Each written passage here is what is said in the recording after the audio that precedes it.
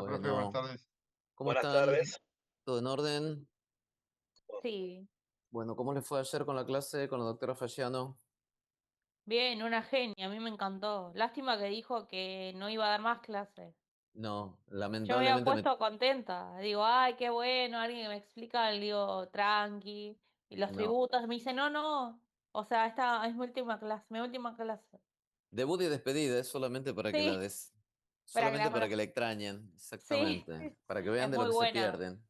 Sí, Es sí, muy sí, piola. Sí, sí, sí, sí. sí, exactamente. Bueno, me alegro. Me dio algo para que les pase. Me dijo que esto les pase a ustedes. Claro. Archivillo.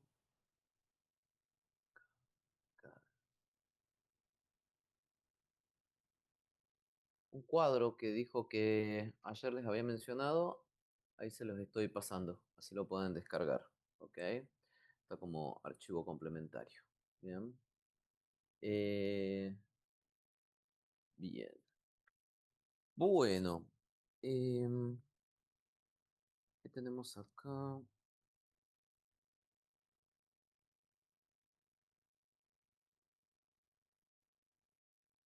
Espérenme un segundo. En el programa. Bueno, nosotros en la primera clase vieron presupuesto con la doctora. Fantástico. Bueno. em, 3, presupuesto. Bueno, lo que más me interesa de la parte de presupuesto, ¿sí? Es la cuestión vinculada a los principios, ¿no? Que tienen ahí, los principios presupuestarios, tema de publicidad, la anticipación, eh, el equilibrio, bueno, que es una ley anual, que es la universalidad de que todos los fondos van dentro del presupuesto y al mismo tiempo no se netean. Bien, que no tiene que haber fondos afectados, bien. En realidad, la no afectación de fondos es un defecto que tiene nuestro sistema legal. Hay muchos impuestos que están afectados, ¿sí? Pero eso justamente contradice o contraria este principio presupuestario. Además, tengan en cuenta que son principios presupuestarios, no son disposiciones legales, con lo cual, si no se cumplen, no pasa nada, ¿ok? Por ejemplo, el principio de exclusividad, que debe estar por ahí. El principio de exclusividad, me parece que no está, pero bueno, agréguenlo. Hay un principio que dice que la ley de presupuesto solo tiene que contener presupuesto. Parece una cuestión obvia, en el sentido de que la ley de presupuesto solo debería estar destinada a contener normas que son de una vigencia anual, que es la otra característica del presupuesto. El tema es que el presupuesto se tiene que aprobar en una determinada fecha, a veces no se llega y por lo tanto los legisladores, ya pasado, se reúnen porque tienen que ir a vacacionar y se tienen que ir de vacaciones como corresponde, porque si no se cansan mucho. Entonces, como el periodo legislativo termina a fin de año, ya todos tienen sus pasajes aéreos para viajar a donde les corresponde. Entonces, bueno, queda una sesión, lo que se llama maratónica, ¿no? Que uno los ve en el diario, pobrecito, que se desvelan hasta el día siguiente, se desmayan de sueño. Son realmente el sacrificio con patas esa gente.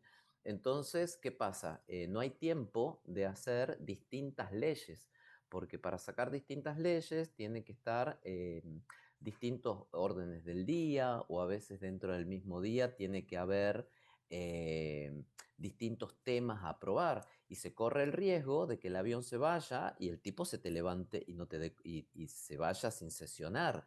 Entonces de acá no se levanta nadie hasta que no aprobamos todo. ¿Y cuál es la única forma de aprobar todo? Hacerlo todo en una única ley.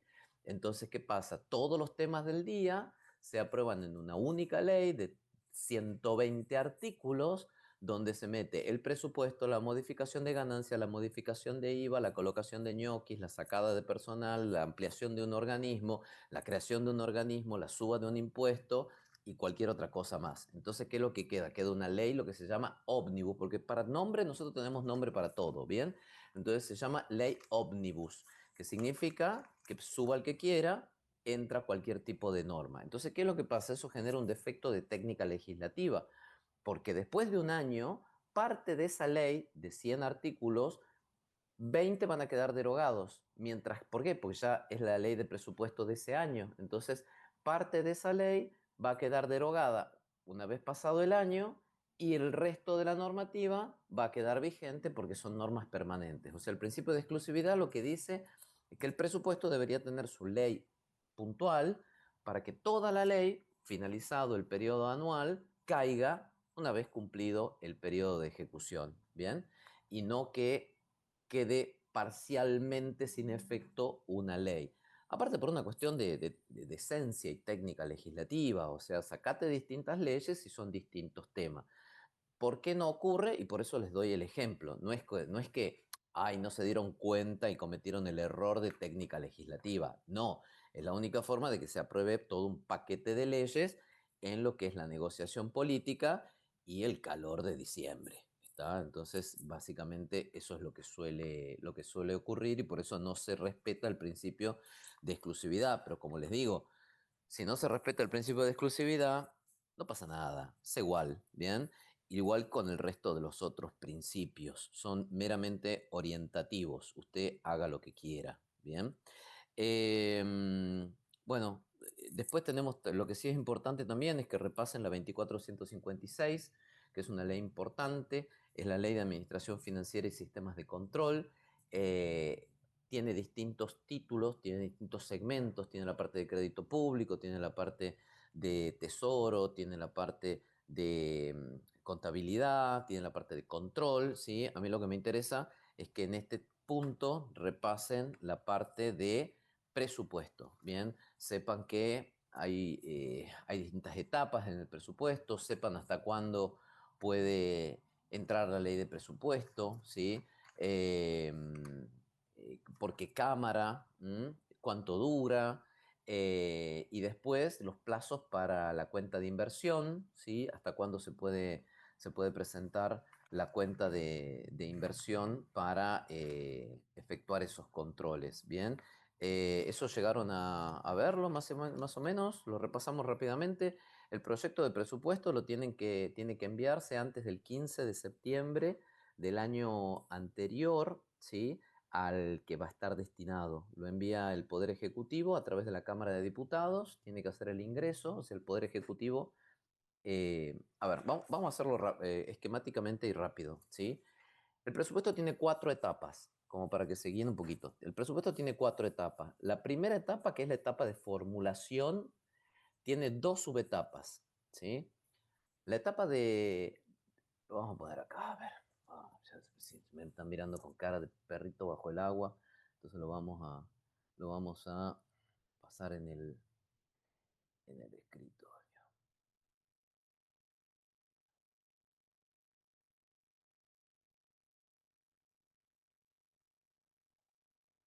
Todo lento, cargando su pizarra como si estuviera cargando.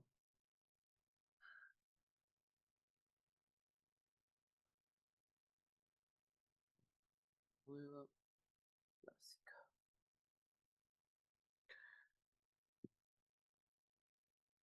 ¿Ven el pizarrón, chiquis? Sí. Bueno, Sí, entonces, vamos a ver.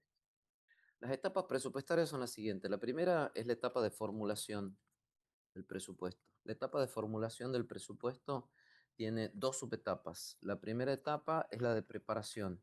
La etapa de preparación es una etapa descendente. ¿Por qué es descendente? Porque básicamente las autoridades superiores dan los lineamientos, ¿sí? Lineamientos a las autoridades inferiores para cómo confeccionar un presupuesto. Por ejemplo, hay que achicar el Estado, por ejemplo, hay que tratar de no gastar, por ejemplo, hay que tratar de gastar en esto o en lo otro. También establece lo que se llama los techos máximos que puede gastar cada dependencia.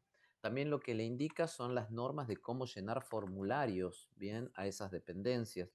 ¿Vieron lo que es un censo? Que a veces se llenan los cuadraditos. Bueno, estos también son formularios prearmados. Entonces, te explican las autoridades superiores cómo llenar los formularios. Cuando dice empleado, discriminar si son contratados temporarios o lo que sea. Entonces, ir llenando las celdas. Una vez que tenemos eso, sigue la subetapa B, que es la etapa de elaboración del presupuesto. La etapa de elaboración del presupuesto es una etapa ascendente.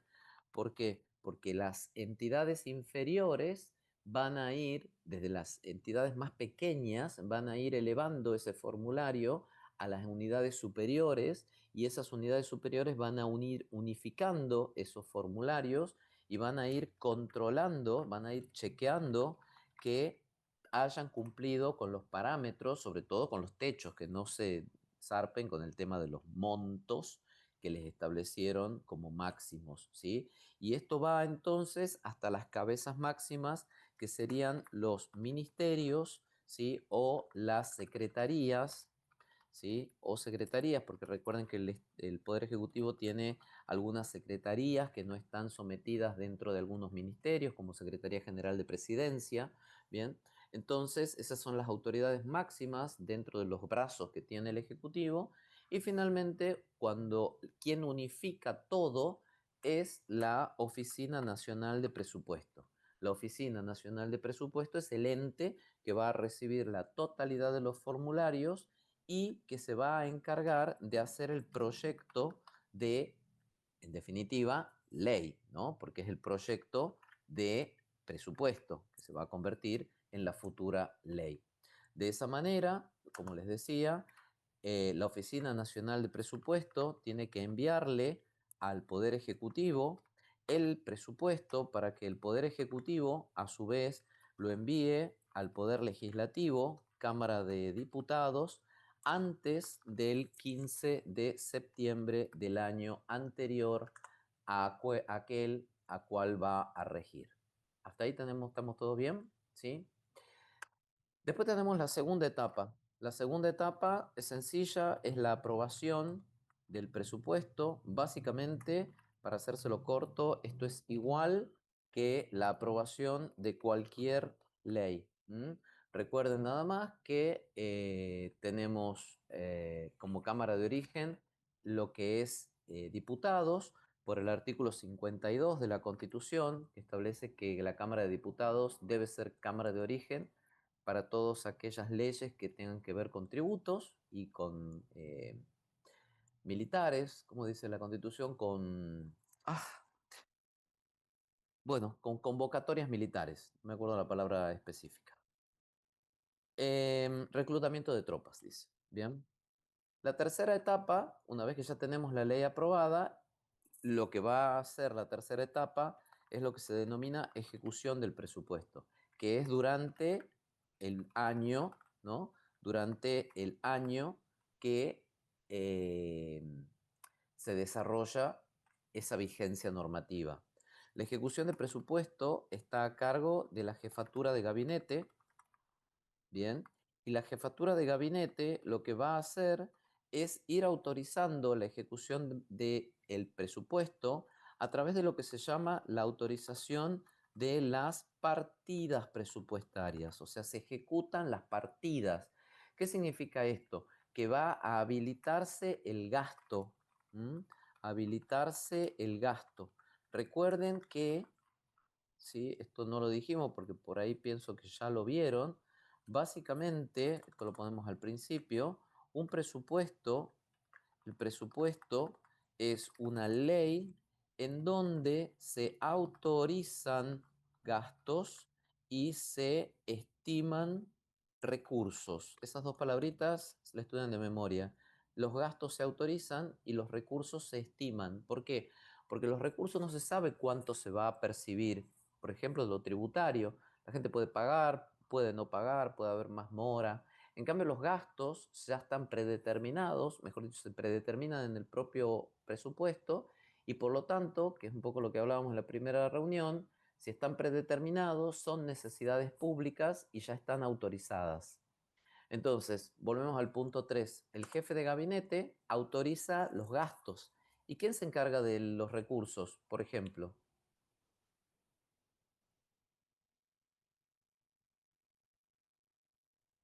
Un ejemplo sería los entes de recaudación. Bien, ejemplo con más concreto, ¿cuál es el por excelencia a nivel nacional? Arca. Exacto. Entonces, mientras la jefatura de gabinete va distribuyendo, ARCA va recaudando. ¿Bien? ARCA, entre otros fuentes de recursos que existen. ¿Bien? Entonces va recaudando por un lado y a medida que se va generando en el tesoro, la jefatura de gabinete va distribuyendo las partidas. Y eso lo hace durante todo el año. Finalizado el año, entramos en la cuarta etapa, que es la etapa de control. El control tiene distintas formas de control. Esto es, por eso también les digo que vean la 24.156, más allá de que está previsto lo anterior. Pero ahí en la 24.156 aparece lo que es el control interno y el control externo del Estado. En realidad acá también hay que hacer una aclaración, porque el presupuesto nacional, ¿qué abarca? No solamente abarca el Poder Ejecutivo. Cuando hablamos de presupuesto de la administración pública, esto sí presten mucha atención. Habitualmente cuando hablamos de presupuesto nacional, estamos hablando de presupuesto de la administración pública. Pero esto es un término un poco equívoco y un poco ambiguo, porque el presupuesto nacional no abarca solo al Poder Ejecutivo, que es lo que habitualmente llamamos administración pública. También abarca a todo lo que son organismos descentralizados, ¿sí? Descentralizados, como por ejemplo entes autárquicos, entes autónomos, como por ejemplo en el autárquico podemos encontrar al INTA, al INTI, ¿bien? O entes autónomos como las universidades, ¿bien? Pero además de lo que es administración pública puramente, hay que sumar el poder legislativo. Entonces eso de que es la administración pública es hasta cierto punto. Ahí voy, Pablo. Y también tenés que sumar al poder judicial. Es decir, el poder judicial también está dentro de este presupuesto. Entonces, ojo cuando hablan de, ay, me estoy olvidando de una cosa. Además de entes autárquicos y autónomos, hay que sumar a las empresas del Estado. ¿Mm? Todo lo que es la parte empresarial, más el poder legislativo, más el poder judicial. Entonces, en realidad, se financian todos los organismos del Estado y no solamente lo que es puramente lo que habitualmente nosotros conocemos como administración pública. ¿Sí, Pablo? Si me hubiera preguntado a mí, yo le hubiera dicho que las universidades o la UBA mayormente son entes autárquicos y no lo hubiera dicho como autónomo. Ahí ya estaba equivocado en la concepción, en el concepto. Claro. ¿Cuál es la diferencia entre autárquico y autónomo? La diferencia, yo siempre les doy este ejemplo. La administración pública, esto por ahí cuesta recordarlo de administrativo, pero la administración pública centralizada es esto, es una pirámide, ¿sí? Es una pirámide donde en la parte superior ustedes tienen a la autoridad máxima, que es el poder ejecutivo, ¿sí? El poder ejecutivo es la autoridad máxima. Esto se repite tanto en nación, en provincia, como en municipios, ¿bien? Ahora, esto es lo que se llama administración centralizada, ¿sí? Y la característica de la administración centralizada es que es jerárquica, ¿bien? Porque el que da las órdenes en la administración, en definitiva, es el Poder Ejecutivo. A su vez, todo lo que hay dentro de la pirámide son los denominados organismos, perdón, son órganos, son órganos. Y así tenemos, por ejemplo, el órgano Ministerio de Economía. ¿Estamos de acuerdo? Entonces, esa es la administración centralizada. Por el contrario, tenemos también lo que se denomina administración descentralizada. La descentralizada es la que no está dentro de un ministerio, ¿m? Porque esto necesariamente se va a descomponer en ministerios, ¿bien? Ahí vamos a tener otro ministerio, vamos a tener otro ministerio, o sea, todo lo que es el Poder Ejecutivo, salvo la Secretaría General de la Presidencia, como les decía, todo depende de un ministerio, ¿bien? En cambio, la administración descentralizada son entes satelitales, son entes que andan boyando, ¿sí? Más o menos cerca de esta pirámide. Piensen esto como un sistema solar. Un sistema solar es aquel donde el Sol sería el poder ejecutivo, el presidente, y los planetas son, los planetas son los que está girando. Entonces, vos tenés planetas como por ejemplo, no sé, las lunas de Saturno, que están más cerca y otros que están más lejos del presidente. Entonces, ¿qué es lo que ocurre? Los que están más cerca de esa órbita, como si esto fuese un sistema planetario, son los entes autárquicos. Los entes autárquicos tienen ciertas características, como por ejemplo pueden generar su propia recaudación, pueden dictarse sus propias autoridades, no sus propias autoridades, tienen una característica especial para designar a sus autoridades, generalmente tienen un sistema más complejo de designación. Ahora, hay una característica común que tienen tanto los entes autónomos como los entes autárquicos, que son que ambos tienen personalidad jurídica. Y esta es una particularidad. Son organismos porque son personas jurídicas. Eso es muy importante que lo sepan, tanto los autárquicos como los autónomos. Bien, autónomos. Ahora, vamos de vuelta con los autárquicos. Los autárquicos tienen una relación cercana con el Ministerio de Economía, pero es conveniente que no estén bajo una relación directa con el presidente, como por ejemplo puede ser el caso del Banco Central. Banco Central de la República Argentina es un ente autárquico. ¿Por qué? Porque le cuesta al presidente remover al presidente de la nación le cuesta remover al presidente del Banco Central. Hay una forma especial de designación y una forma especial de revocación de ese mandato. Lo mismo que a la autoridad de Arca, ¿bien?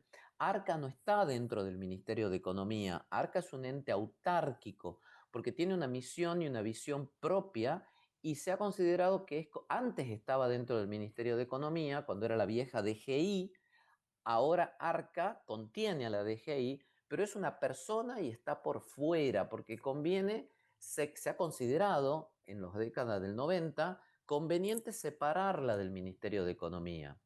Y por último tenemos los autónomos. Los autónomos están más lejos en este radio, ¿no?, planetario. ¿Y por qué se lo ha considerado que es conveniente ponerlo en forma más lejana? Porque no queremos que haya influencia del presidente sobre estos entes autónomos. Y ahí tenemos, por ejemplo, a las universidades nacionales. Antes, las universidades nacionales estaban dentro del Ministerio de Educación, ¿bien? Y eso fue la gran lucha de lo que se llama la autonomía universitaria. Esa lucha que se festejó no sé cuántos años, 80, no sé cuántos años, perdonen el pifie, pero se festejó esa la autonomía universitaria, que significa que se puede dar sus propias autoridades.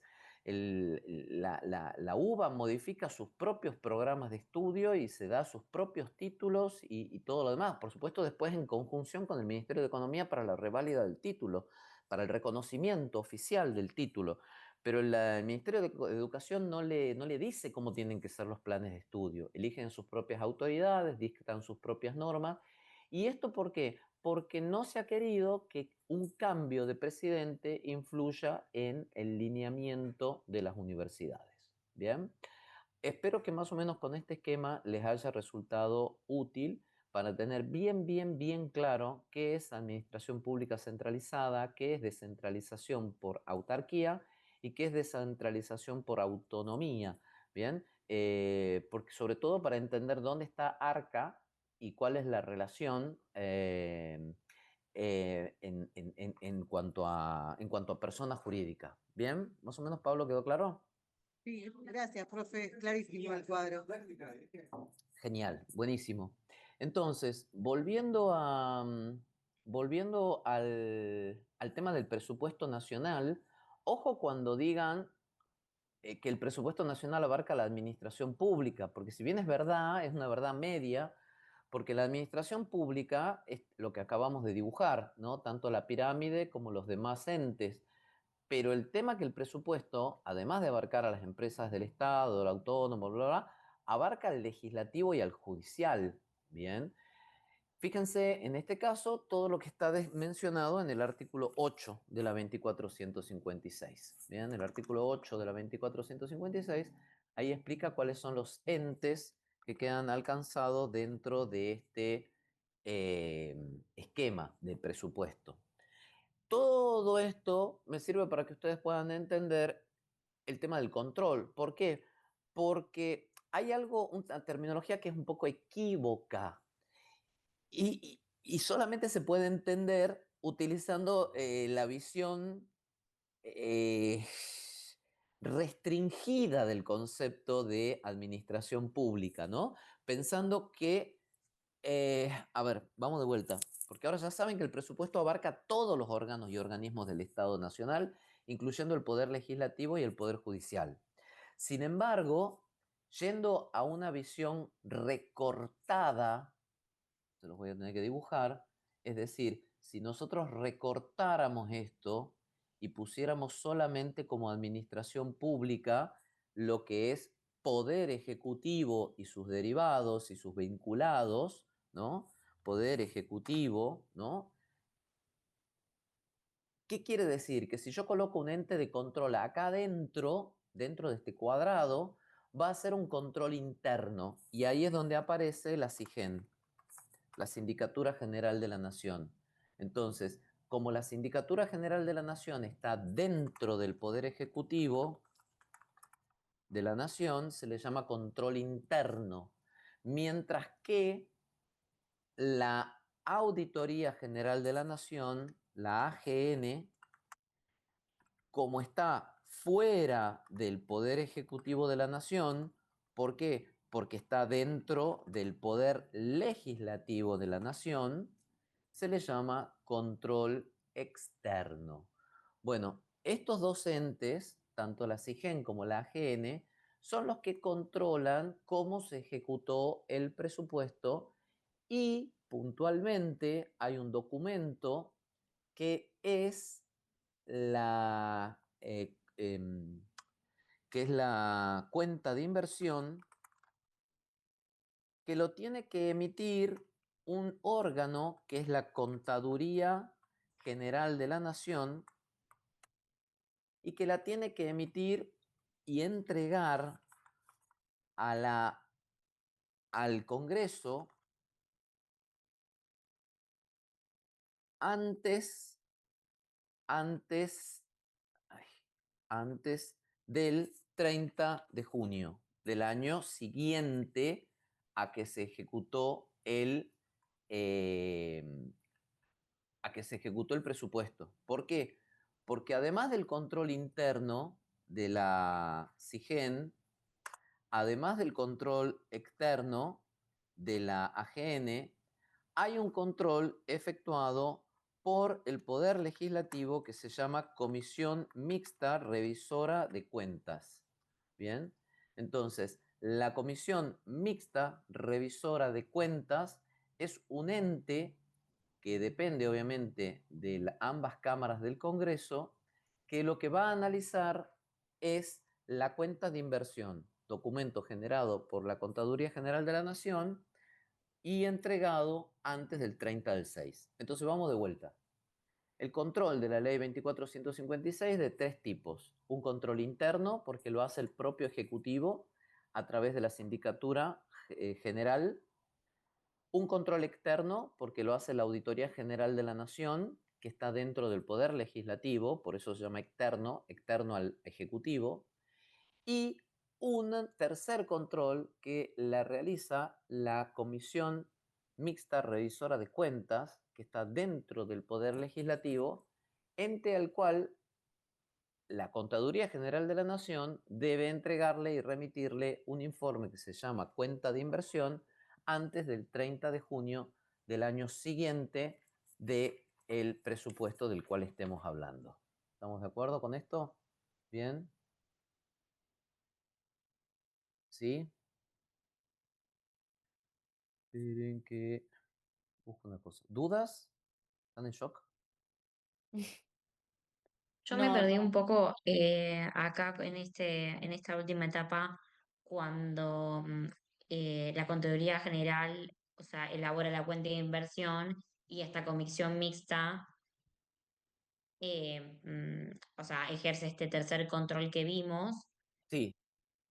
y de ahí ese informe que queda es la auditoría que lo No, son envía tres al controles Congreso. distintos. No. Son tres controles distintos. No es que ninguno se manda informe a ninguno. La CIGEN lo analiza por un lado, que eso no lo estudiamos porque es muy complicado, pero lo analiza internamente. La Auditoría General de la Nación realiza sus propios informes por sus propios medios. Y el Ok, tercero, que es la Comisión Mixta Revisora de Cuentas, sí es el único que recibe este informe contable. ok, perfecto. Funcionan por separado los tres. Ok, funcionan por separado, listo. Exactamente. Ahí les acabo de mandar el pizarrón, no sé si es el de recién o les mandé cualquier cosa, para que lo tengan. ¿Bien? Las tres tienen que estar, las tres, la SIGEN, la del Poder Legislativo y la otra, La eh, comisión mixta. la Comisión Mixta. ¿Tienen que estar sí o sí todas de acuerdo de manera positiva o hay algún conflicto y trae una consecuencia? ¿Cómo les gusta que las cosas funcionen? No, no funcionan así. No están creadas para que sea algo útil. Está creada para que no sirvan. Bien, a ver, claro, ustedes piensan que esto funciona y no, ustedes tienen que estudiarlo porque yo se los voy a tomar y si no los voy a desaprobar. Pero esto no sirve, ¿bien? Esto es simplemente para que nada cambie. Les explico rápidamente. La CIGEN es un ente interno del Poder Ejecutivo que básicamente va tomando información interna del propio, tiene lo que se llama auditorías internas. Entonces, por ejemplo, hay una unidad de control de la CIGEN en el PAMI. ¿Bien? Entonces, la CIGEN, la CIGEN está dentro del Poder Ejecutivo. Pero ¿cómo que está dentro? Bueno, tiene delegados en distintos organismos. Entonces vos vas a tener lo que se llama una UFI, una unidad de la CIGEN en el PAMI. ¿Y qué hace?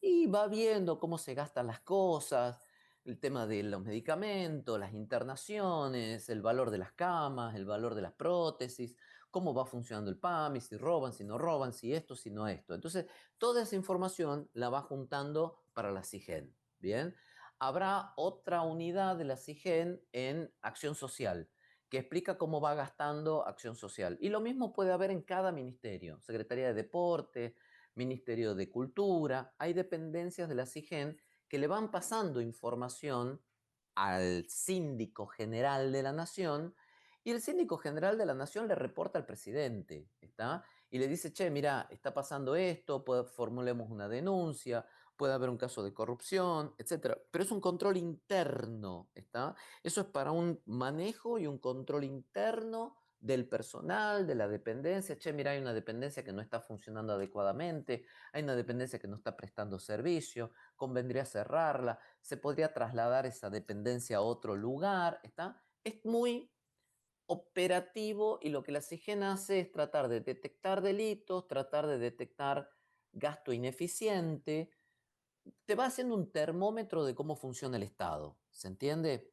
Pero no soluciona puntualmente temas concretos. Si hay una oficina que es ineficiente y él la reporta como que es ineficiente y sigue estando porque ahí está la cuñada de la tía de tu sobrina y a la chucha hay que nombrarla porque está como directora general y habrá que seguir manteniéndola a la chucha porque no la toca a nadie. ¿Estamos de acuerdo? Bien, por más que la CIGEN se raje las vestiduras y diga que están cobrando 11 millones de palos la directora general de Zaracatanga y no hace nada.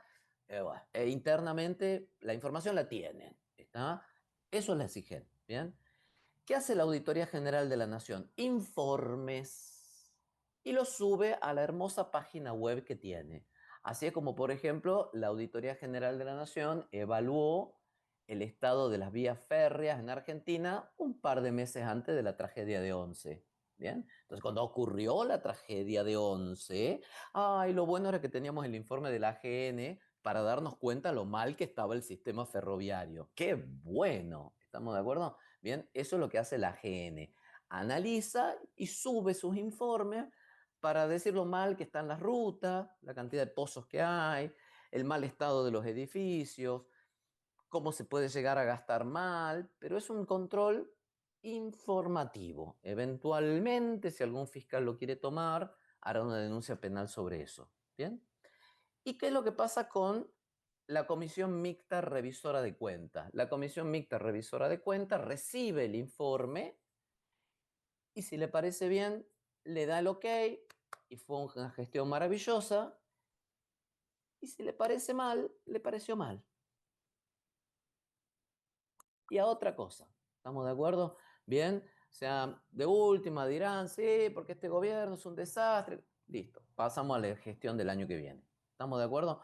O sea, no es que un elemento negativo en uno de los tres sistemas de control desencadena necesariamente una denuncia penal, un castigo, un castigo administrativo por mala administración de los fondos. No, todo puede llegar a desencadenar, pero no genera una consecuencia directa e inmediata, sino que más bien son evaluadores de sistemas de gestión.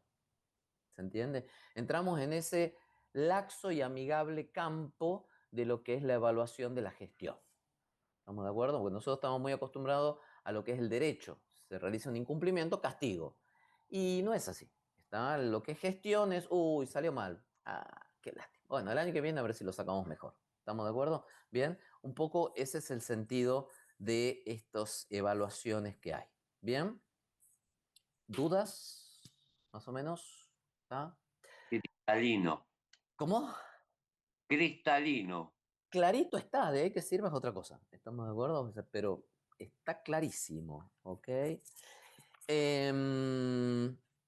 Bueno, ¿cómo estamos con el tiempo? Vamos a cortar acá y volvemos a conectarnos, porque si no en 2 minutos se vuelve a cortar y vamos a quedar como a medias, ¿bien?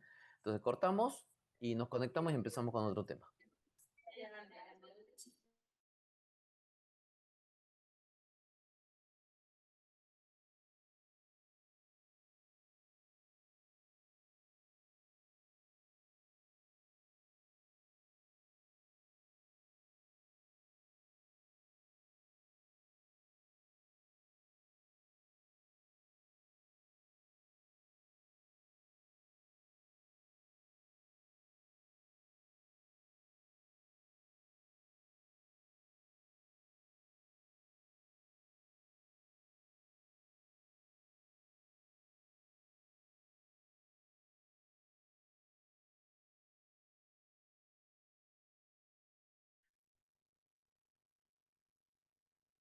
Bueno,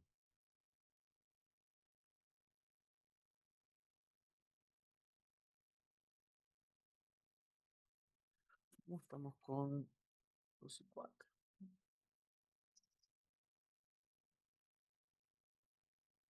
Bueno, vamos a avanzar raudamente con la unidad 2. ¿Alguna duda hasta acá? ¿Estamos bien? ¿Bien? ¿Sí? ¿No? ¿Sí? Bien.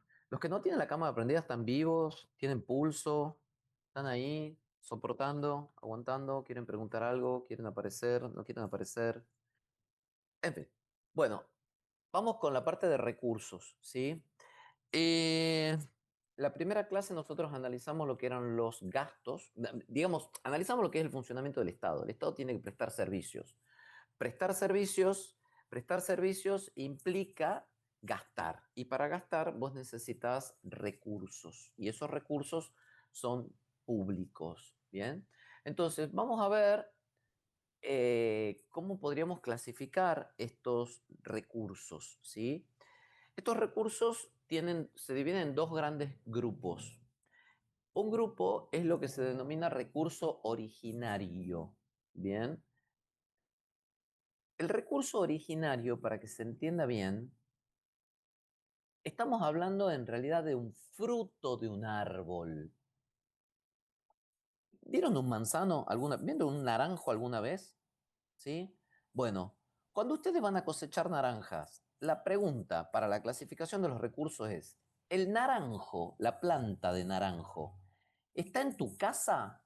Sí, si el naranjo está en tu casa, vos cortás la naranja y esa naranja es un recurso originario. ¿Por qué?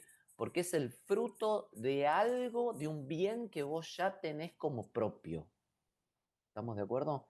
Entonces, cuando vos cosechas tu propia fruta de tu propio árbol, la fruta es un recurso, pero se le llama recurso originario porque el generador de la riqueza es tuyo. Por el contrario, si el árbol está en el vecino y se cruzó una rama y le manoteas la naranja, bien, el recurso se denomina derivado. ¿Derivado por qué? Porque deriva de otro. ¿Está? Entonces, vos obtenés el fruto, pero el que tiene el bien generador es un tercero ajeno. ¿Se entiende esto? Entonces, el Estado va a tener recursos originarios y recursos derivados. Piénsenlo como frutos. Reemplacen de alguna manera en su mente la palabra recurso por fruto. Bien. Entonces, vamos a lo más sencillo. Venta y locación de inmuebles. Es el primer recurso originario del Estado. ¿Por qué? Porque el inmueble es del Estado. Entonces, ¿qué hace? Lo vende. Bien. Y de ahí saca plata. Lo alquila y de ahí saca plata. Este recurso y otros están mencionados en el artículo 4 de la Constitución, que es importante que lo vean, ¿sí? El artículo 4 de la Constitución nos habla de cómo se forma el Tesoro de la Nación. Es un artículo viejo, es de 1853-60, modificado en el 60, 1860. Y habla de esto. ¿Por qué habla de venta y locación de tierra? Y porque la de Argentina terminaba acá a 10 cuadras, ¿está? O sea, a partir de ahí estaban los indios y el desierto.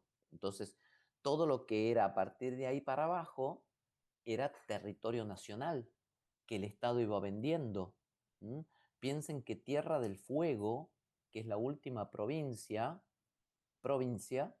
se provincializa en 1992. El Carbo lo hizo. ¿Bien? Entonces, hasta el 92, todo lo que era Tierra del Fuego era territorio nacional. Y hasta la década del 50, todo lo que era Misiones, ¿sí? Y todo el NEA era territorio nacional. Perón lo provincializa. ¿Está? Entonces, todo eso dependía de la nación. Por eso la venta y alquiler de propiedades de la nación era una fuente interesante. Hoy ya no tanto, ¿sí? Sino solo es una cuestión accidental, menor. Otro recurso originario del Estado, la emisión de moneda. La emisión de moneda se considera que es originaria del Estado porque surge de la soberanía del Estado. En realidad acá hay una cuestión para aclarar, porque la moneda, en realidad vos no creás riqueza, o sí, no sé. En realidad la moneda fiduciaria, el papel, en principio tendrías que ser la representación física de lo que vos tenés como reservas en el Banco Central. ¿Se entiende? Entonces vos no creás riqueza, vos estás simplemente permitiendo que circule un papel avalado por el Estado representativo de una riqueza. Pero si vos tenés que pagar sueldo y le das a la maquinita y terminaste pagando los sueldos, e incluso si sobreemitiste, ¿no? Entonces, tienen razón tanto los que dicen que no es un recurso como los que dicen que sí es un recurso. Porque en definitiva, ¿qué es un recurso? Un medio que te permite cubrir gastos. Y bueno, si yo tuviera una fotocopiadora que pudiera sacar plata, ¿sabes qué? ¿Está? Eso va a pasar en el futuro también con el tema de la moneda digital. ¿Tá? ¿Qué es la moneda? Es un par de bits que hay en un sistema electrónico. El que tenga la manija de ese sistema electrónico va a poder crear más ceros, ¿sí? Como hoy puede imprimir más billetes, ¿sí? Entonces, hasta cierto punto hay una cosa y la otra. Primero, que la moneda es una representación de la riqueza, pero también es cierto que puede haber más moneda que riqueza acumulada. Y sin embargo, eso también sirve para cancelar deudas. ¿Se entiende o no se entiende nada de lo que estoy diciendo? ¿Sí? ¿Bien? Pablo. Sí, o sea, se entiende lo que está diciendo perfectamente. Ahora, se me vienen un millón de preguntas, empezando, por ejemplo, por eh, nosotros tenemos la moneda de uso legal, que es el peso. Sí. El resto son otras cosas. Ahora, también se me viene a la mente, si uno emite, hay déficit, porque la sobreemisión y va a molestar en la balanza del superávit, déficit o salir igual. Esto es por viejo, no por entendido. Está perfecto tu comentario. A ver, la sobreemisión, todos los países pueden llegar a sobreemitir y no pasa nada, pero hasta ciertos límites. ¿Y cuál es el límite? La confianza que tiene un país y la estabilidad. Entonces, porque en definitiva uno no sabe bien cuánto hay de circulante y cuánto hay de reserva. Entonces, si te pasas un poco con la maquinita y lo haces razonablemente y después absorbes el dinero, no pasa nada. ¿Está? El problema es cuando vos ya sobreemitís ferozmente y eso es tan de público y notorio, como que, por ejemplo, toda la plata que hay circulando es nuevita, porque te das cuenta que le están dando a la máquina como loco y que ya cambiaron 5 veces de serie y ya tienen la A, B, B, B, B, B, de X, ¿no? Que es la serie, ya la recontra serie de la recontra vuelta, porque se gastaron todos los números de los billetes correlativos, y ahí, en un marco de otros elementos, se suma con un proceso inflacionario. O sea, la sobreemisión de por sí no genera inflación, sino que acelera si se dan también otros elementos, ¿bien? Entonces es correcto lo que vos decís. Por eso, el tema es muy interesante y da para largo, porque incluso, y esto no hace falta que lo escuchen, esto es para Pablo, tápense los oídos, cuando se produce inflación, se dice que la sobreemisión pasa a ser un recurso derivado. ¿Por qué? Porque el Estado puede sobreemitir y financiar sus gastos a costa de la detracción del poder adquisitivo de las personas. Entonces, en realidad, simplificando, el Estado emite sacándole poder adquisitivo a los particulares. Entonces, la emisión es originario, la sobreemisión inflacionaria es derivado. ¿Tá? Cerramos paréntesis. Lo dejamos ahí para que veas que estás orientado, pero es muy complejo. ¿Sí? Tenemos venta y locación de tierras, que en realidad son tierras, edificios, etc. Emisión de moneda. También tenemos lo que se llama la actividad empresarial del Estado. ¿Sí? ¿Cómo está representado esto en el artículo 4? Habla de renta de correos. El correo nunca dio un mango, ¿está? Sobre todo en un país grande y poco poblado como el nuestro. El correo siempre fue un poco la forma de conectividad que tuvimos.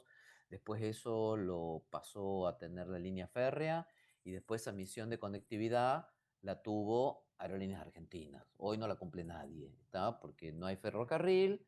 Y Aerolíneas Argentinas tiene las mismas destinos que tienen las líneas comerciales, con lo cual tampoco es que hoy se puede decir que la aerolínea de bandera une al país. Une lo mismo que Flybondi y une lo mismo que lo otro, porque Aerolíneas Argentinas no va a lugares que no son financieramente sustentables. ¿Bien?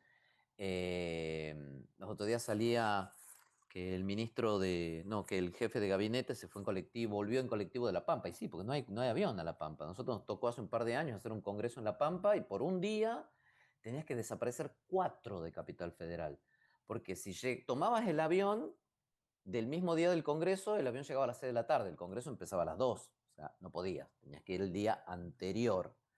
Y el que salía después salía a las 10 de la mañana y el congreso duraba hasta el mediodía, entonces tampoco. Entonces ya tenías que salir un día anterior, el día del Congreso, el otro día tampoco, y tenías que volver el otro día. Entonces tenías que tomar 4 días para ir a volver de Santa Rosa a La Pampa. No te estoy hablando de las Islas Malvinas, está vía Londres. Estamos hablando de La Pampa, ¿bien? Entonces, bueno, esa es la interconectividad que tenemos, yendo desde acá, del ombligo de la Argentina. Ahora, un catamarqueño que se quiere ir a La Pampa, no, mejor que se vaya a Camboriú, le queda más cerca. ¿Se entiende? Por eso después nos quejamos de que tenemos un país que no está integrado. ¿Cómo está integrado si no puedes viajar? Tenés que pasar siempre por Buenos Aires. Por eso los congresos de derecho se hacen en Buenos Aires. Porque si lo haces en La Pampa, le jorobas la vida al pueblo, ¿está? Porque si viene un brasilero, tiene que venir un brasilero, tiene que venir a Ezeiza, de Ezeiza a Aeroparque, de Aeroparque a La Pampa, el día que hay avión a La Pampa, ¿está? Y si viene un sanjuanino, tiene que venir a Aeroparque, de Aeroparque tiene que volver a la provincia que la tiene a la par. O sea, desde su casa ve el techo del hotel que se hace el congreso, pero no hay nada directo. Tiene que venir acá a Buenos Aires, de Buenos Aires para allá. Con ese tipo de país nosotros queremos tener que vengan las inversiones. Va, en fin, no importa. Seguimos. Entonces, tenemos actividad empresarial del Estado. La actividad empresarial del Estado nunca fue muy digamos, lucrativa. Sí hay empresas que son muy lucrativas, como por ejemplo lo que es Atucha 1 y Atucha 2, que genera, que es ¿cómo se llama? Tiene este nombre que nunca me acuerdo. No es hidroeléctrica, es Núcleo Eléctrica Argentina. ¿Es una Núcleo, central nuclear o no? exactamente, es una central nuclear que funciona con uranio y lo que hace es calentar agua que genera vapor y eso mueve una centrífuga y eso genera energía eléctrica. Y eso genera que esa energía abastezca a la propia empresa, al pueblo, y al mismo tiempo le vende electricidad a las distribuidoras eléctricas. Entonces, es una fuente enorme de ingreso de dólares para el país. ¿Bien? Pero en general, las empresas estatales siempre fueron deficitarias o porque justamente tenían que cumplir una función social o porque fueron mal administradas. Entonces, como recurso, la ponemos un poco simbólicamente, porque más dio gastos que recursos, ¿bien? Como les digo, a veces porque su misión en muchos países es que dé gastos. Por ejemplo, hay empresas estatales que elaboran remedios y los entregan o gratuitamente o a costo, y eso nunca te va a dar ganancia, ¿está? Pero el destino mismo de la empresa es cumplir una función social, ¿está? Entonces a veces la pérdida la da porque está asignada para que dé pérdida, para que cumpla una función social, y a veces porque roban y a veces porque está mal gestionada. ¿Bien? Eso no hay otra cosa. Empresas del Estado. Entonces ya tenemos, ¿qué teníamos? Teníamos tierras y alquileres. Ayuden. Moneda, ¿De moneda? empresas y, bueno, sí, también hay otras actividades que no llegan a ser empresariales, pero sí son organizativas, como por ejemplo, el Teatro Colón es un ente autárquico, ¿sí? Y genera una rentabilidad interesante sin llegar a ser empresa, ¿bien? El Teatro Cervantes, por ejemplo, también tiene una rentabilidad y hay muchos organismos que brindan como servicios o asistencia y generan buen recurso para el Estado. ¿Preguntas? ¿Estamos bien hasta ahí? Vamos a... Yo tengo una. Perdón que Sí. pregunte a cada rato. Pregunte. Eh, Ahora, generar riqueza, ¿no? Ya vimos lo de las tierras, lo de los alquileres, la moneda, ok. Y yo pregunto, si las concesiones de la Facultad de Derecho, por ejemplo, ¿eso es riqueza para el Estado? ¿Las concesiones que da? No sé, el garage o el estacionamiento de enfrente, las cafeterías, todo eso se puede contar como riqueza para el Estado. Sí, definitivamente. Habría que analizarlo en detalle. Por ejemplo, si es un... Lo que pasa es que ahí no sería... A ver, estoy analizando uno por uno las distintas posibilidades. Veamos lo que es derivado y tratamos el tema, a ver en cuál cae, ¿bien? Porque alguno me parece que es derivado, pero hay que analizarlo. Vamos a los derivados. Los derivados son donde el árbol está del lado ajeno, está del lado del vecino. Por ende, el recurso derivado por excelencia, ¿cuál es? Nuestra materia. ¿Cuál sería? Los tributos. Los tributos, exactamente. Técnicamente, vos compeles a una persona para que saque plata de tu bolsillo y te financie algo, ¿bien? Entonces, los tributos son el recurso derivado por excelencia y el más importante porque volumétricamente es el que mayor ingreso genera, ¿tá?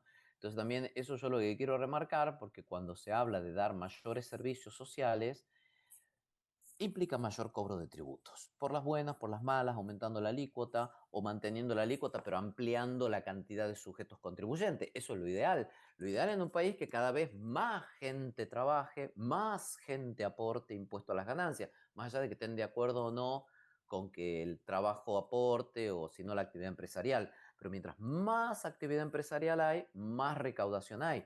El problema es que cuando vos querés aumentar la recaudación y no se te amplía la base y te quedan los mismos hámster dentro de la cajita, la única posibilidad es intensificar la alícuota impositiva, ¿está? Entonces es como estrujarlo para que caiga, es como cuando uno seca la ropa o uno seca un trapo y la única forma de que le siga saliendo agua es estrujarlo a morir, ¿está? Pero en la estrujada y a veces se te rompió la camisa, ¿está? Entonces, en la estrujada, y se te fue la empresa, ¿está? ¿Por qué? Porque un país vecino, con iguales condiciones o mejores, tiene menor alícuota tributaria.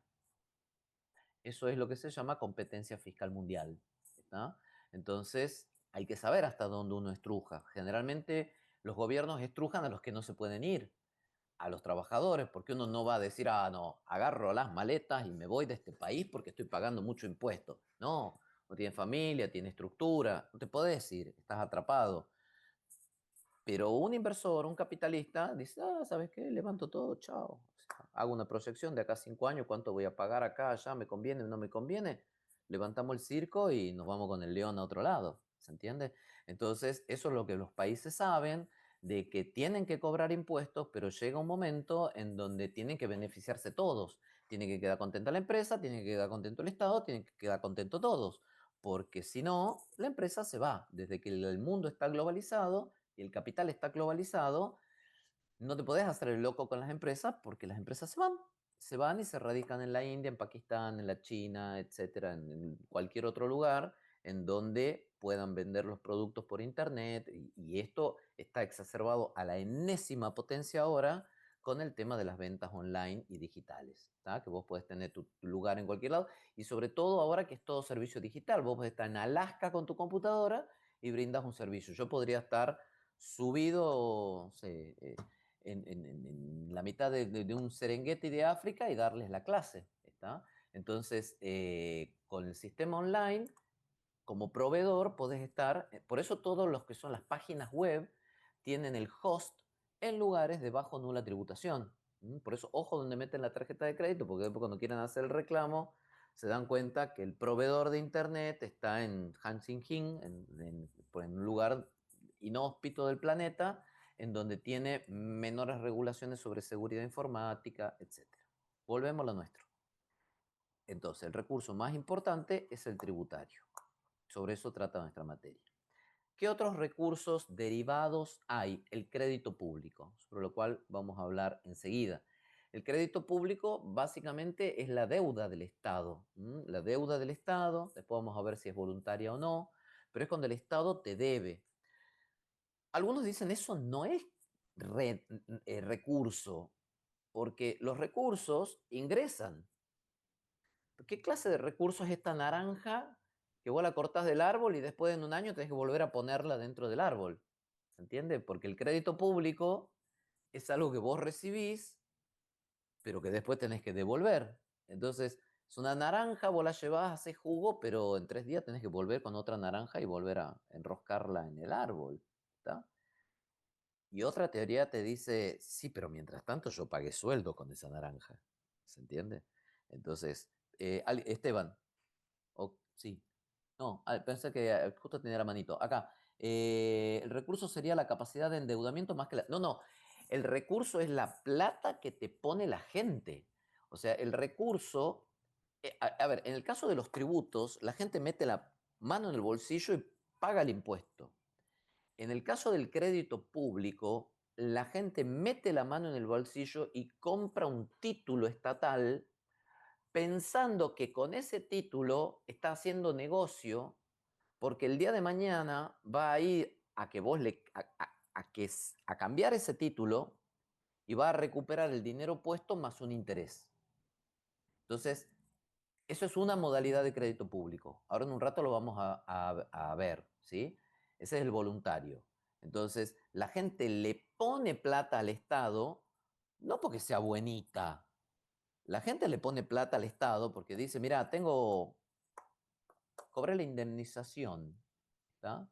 Cobré la indemnización porque estoy incapacitado. ¿Qué hago? ¿Compro un taxi y lo pongo en Uber? ¿Compro un auto y lo hago Uber?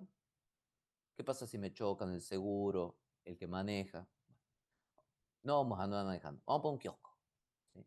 Pero en el kiosco hay que sacar la habilitación, el barrio es peligroso, tengo que ir a comprar los proveedores, es un lío. ¿Qué hago? Compro títulos del Estado. Entonces, ¿por qué? Porque la plata no te alcanza para montar una empresa, pero tampoco querés que se devalúe tu plata y no te da como para organizar un emprendimiento. Entonces, compras un título que de acá a 3 años te va a devolver el valor que pusiste más un interés. Más o menos es lo mismo el pensamiento que un plazo fijo. Un plazo fijo es, en vez de tener la plata yo, la pongo en el banco me da un interés y yo la puedo retirar a determinado plazo. Bueno, esto es lo mismo. Yo le doy la plata al banco, no al banco, sino al Estado. El Estado me da un título, yo después cambio el título y el Estado me devuelve la plata con un interés. Ese es más o menos el mismo razonamiento. Es una actividad de inversión para gente que tiene plata, pero no la suficiente como para montar una empresa y que tampoco sabe cómo hacerlo. Y tampoco quiere hacer un emprendimiento de riesgo. Y tampoco es tanta plata como para hacer un emprendimiento grande. ¿Tá? Entonces, hoy lo puedes hacer incluso con el home banking y lo haces. Por eso es un recurso derivado. Porque el recurso, el fruto, es la plata que pone la gente. ¿Se entiende esto? ¿Bien? ¿Cómo están? ¿Exceso de información? Más o menos estamos bien. ¿Sí? Ahora después seguimos con crédito público. Seguimos. Otro recurso del Estado. Los recursos del Estado pueden ser el derivado, pueden ser las multas. Las multas y las sanciones penales. Entonces, todo lo que tiene que ver con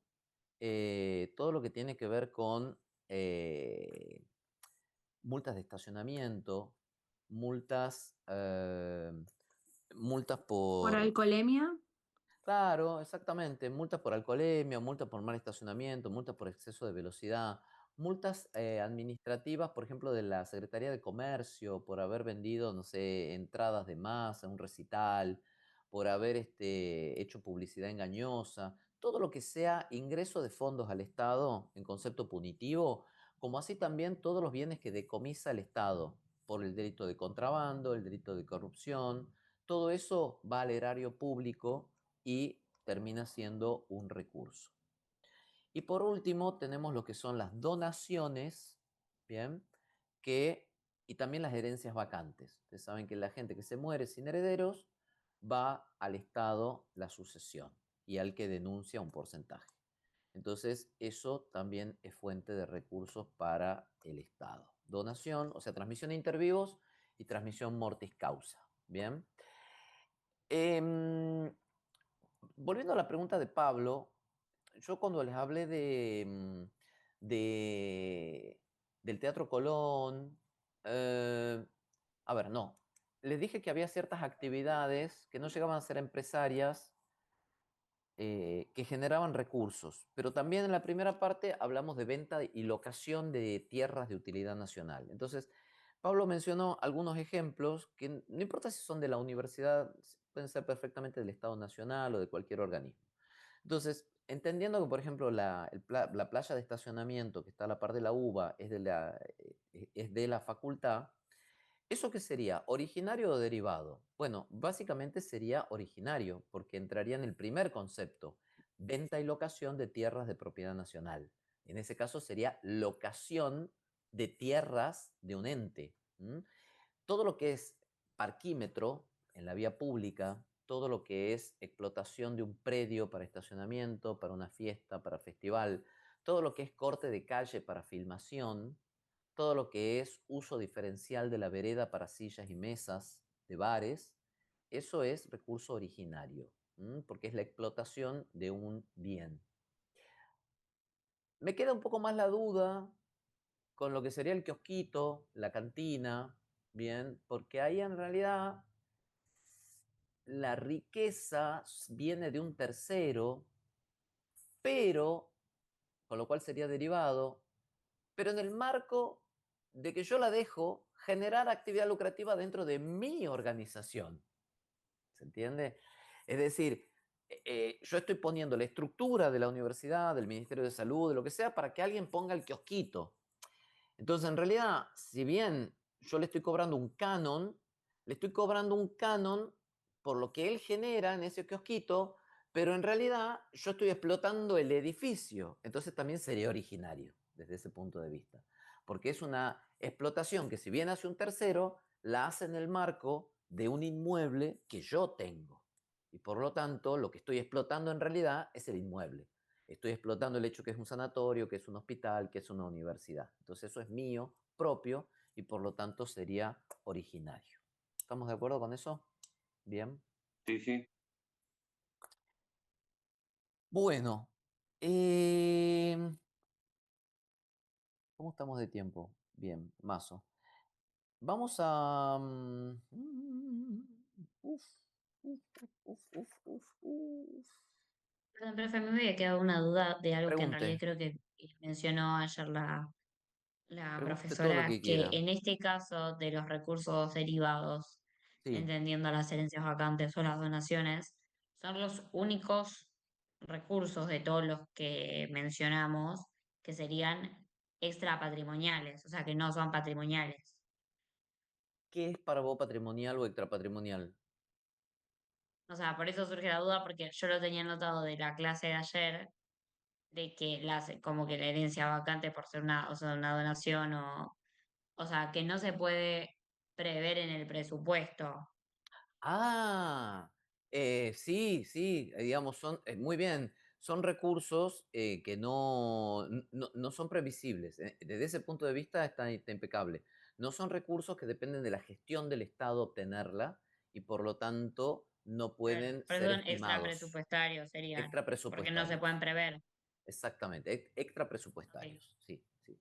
Me mataste con lo de extra patrimonial, pero Ah, claro, por eso la confusión, perdón. claro, No, no hay quise decir problema. extrapresupuestarios, no patrimoniales, perdón. Exactamente, son ingresos que son aleatorios, entonces si el presupuesto es los gastos autorizados y los recursos estimados, eso no se puede estimar porque depende de un alea que no correspondería que ni siquiera que haga un coeficiente ni nada, sería una locura. Pero las multas y sanciones también, ¿o no? Sí, pero tampoco se pueden prever.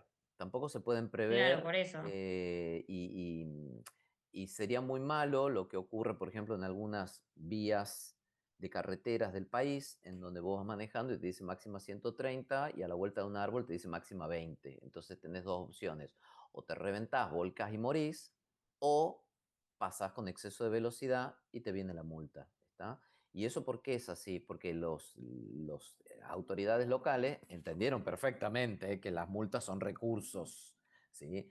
Pero el problema es que ahí está desnaturalizado la función punitiva de la multa y la multa ahí se transforma en una función puramente recaudadora, ¿tá?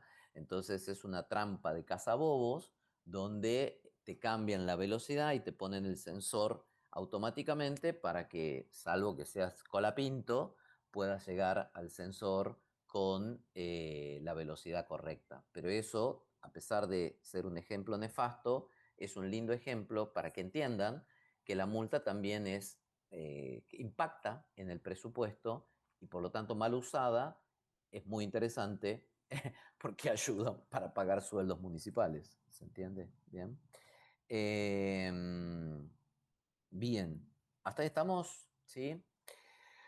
Bueno, hay una serie de clasificaciones, ¿sí? Que eso se los voy a dejar un poco para ustedes, porque son las clasificaciones del gasto, ¿bien? Que tienen que ver más con las cuestiones del aumento del gasto, que lo van a encontrar en la bibliografía, clasificaciones presupuestarias, ¿bien? Eso, si tenemos tiempo, lo vemos más adelante, pero traten de verlo ustedes un poco el tema de lo que son los efectos del... A ver, se los paso rapidísimo, ¿sí? Después lo amplían ustedes, que es básicamente los motivos del supuesto incremento del gasto público y que hay dos tipos de causas, las causas aparentes y las causas reales del aumento del gasto público. Y básicamente las causas aparentes tienen que ver con una cuestión vinculada a la forma de interpretar los datos, ¿no? Entonces se dice que ahora el Estado gasta más, pero hay más población. Entonces, técnicamente, si se duplicó la población y se duplicó el gasto, sí, habría más gasto, pero en realidad no hay incremento de gasto por persona, hay un incremento de volumen total de gasto porque se duplicó la población. Entonces, eso es una causa aparente de incremento del gasto público. No es que el Estado ahora, gasta un montón en su población, sino que sigue gastando la misma ratio que antes. Nada más que en números finales gasta más, ¿sí? Eso para que tengan un ejemplo de lo que sería incremento aparente de gasto. Y el incremento real sí tiene que ver con el hecho de que, como dijimos, las necesidades son ilimitadas. Al haber también una ampliación de derechos, hay mayor cantidad de servicios incluidos en los sistemas democráticos actuales y básicamente hay una mayor necesidad de generación de gastos para, digamos, para dar esa protección integral de las personas. Léanlo con mayor detenimiento, lean también el efecto multiplicador del gasto, que es interesante. El efecto multiplicador del gasto funciona, yo se lo voy a explicar cotidianamente y después ustedes lo estudian en forma más técnica. Básicamente, cuando ustedes cobran el sueldo, ustedes, supongamos, reciben 100 pesos, 100 pesos, de esos 100, ustedes van y compran en la librería 50 y en la verdulería 50. Y a su vez, el de la librería, con eso, compra insumos a 5 personas por 10. Entonces, el verdulero va a hacerlo exactamente lo mismo. Entonces, si nos ponemos a pensar, el efecto multiplicador es cuánta gente recibe plata. Básicamente, ustedes recibieron un sueldo de 100, pero el verdulero recibió 50, ya van 150, el librero recibió 50, ya van 200, en cuanto a dinero que la gente en la sociedad recibe. Pero al mismo tiempo, el librero había hecho 5 compras de 10, o sea, ahí hay 50 más. Y supongamos que el verdulero hizo lo mismo. Entonces, en definitiva, con un sueldo de 100, hay un circulante de 300 en la sociedad. ¿Se entiende lo que estoy diciendo? Bien. O sea, y eso es lo que hace que la economía se dinamice. Cuando uno cobra el sueldo y lo gasta, el dinero empieza a circular en la sociedad y todo el mundo tiene plata. Y todo el mundo tiene plata. Y por ahí ustedes tenían una deuda, perdón, por ahí ustedes tenían un crédito, ¿sí? Plata que le prestaron a un amigo hace un montón y el tipo no te lo paga. No te lo paga porque no tiene plata. Pero cuando la economía empieza a circular, capaz que el tipo te debía 50 pesos. ¿Y sabes con qué te lo paga? Con la plata que le dio el verdulero. Porque a su vez él era acreedor del verdulero. ¿Está? Entonces termina pagándote con tus propios 50 pesos de tu sueldo que vos cobraste. Y listo. ¿Está? Entonces vos volvés a tener los 50 pesos que cobraste en el sueldo y esos 50 pesos lo único que hicieron fue circular. Y con eso se canceló la deuda. ¿Se entiende lo que estoy diciendo o es demasiado alocado? Entonces, en una economía, cuando la plata empieza a circular, es la misma plata, pero todos tienen plata. Como si hubiese muchísima plata. En realidad no hay muchísima plata, sino que la plata circula. En los procesos inflacionarios, esa circulación cada vez más rápida. ¿Por qué? Vamos al supermercado antes que aumente, vamos al supermercado antes que aumente. ¿Y el supermercado qué hace? Paga antes y compra mercadería antes que aumente, ¿está? Pero eso ya no está tan bueno, porque cuando la velocidad de circulación de la plata empieza a acelerarse, empieza como un proceso de inflación. Entonces, el dinero tiene que circular en la sociedad, ¿bien? Pero no muy rápido, pero tampoco muy lento, porque si funciona muy lento, que es lo que está pasando ahora, empieza a haber recesión. No, no compré, no, te vas a comprar el buzo. ¿Cuántos buzos tenés? Otro más y guardala la plata por las dudas, ¿viste? Mira que viene la boleta de la luz, mejor no gastes. Y la gente empieza a chichulear la plata, ¿viste? Y empieza a mezquinarla la plata. Y así como la mezquinas vos, la mezquina el otro. Che, habría que comprar, habría que tomar un nuevo empleado que esté en la caja porque no damos un poco abasto y aguantemos un poco más, no nombremos a nadie, ¿sí? Y podríamos estoquearnos y mira, no sabes cómo viene el mercado, mejor no compremos mercadería, vendamos la que tengamos. Entonces todo el mundo hace eso y nadie gasta. Cuando nadie gasta, el mercado se paraliza. Bien, entonces el efecto multiplicador es lo primero que les comenté, es el efecto que genera un ingreso a la sociedad que al pasar de mano en mano es como si vos lo hubieras puesto a este 100, a este 50, a este 50, a este 10, 10, 10, 10, 10, 10, 10, 10. En realidad bastó con que vos pongas 100 en el mercado para que el mercado reciba 300. Eso es el efecto multiplicador. ¿Se entiende esto? Bien. Después lean lo más técnico, pero esa un poco es la idea. Bien. ¿Dudas hasta acá? ¿No? Hacemos un corte, volvemos inmediatamente, así terminamos rapidito. ¿Bien? ¿Listo?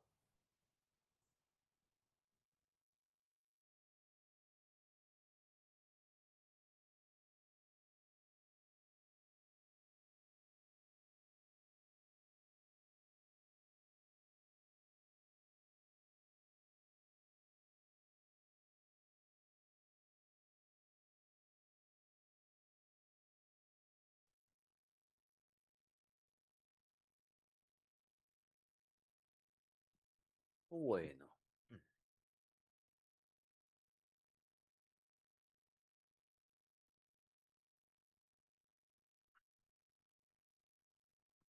Ahí está la gente sumándose.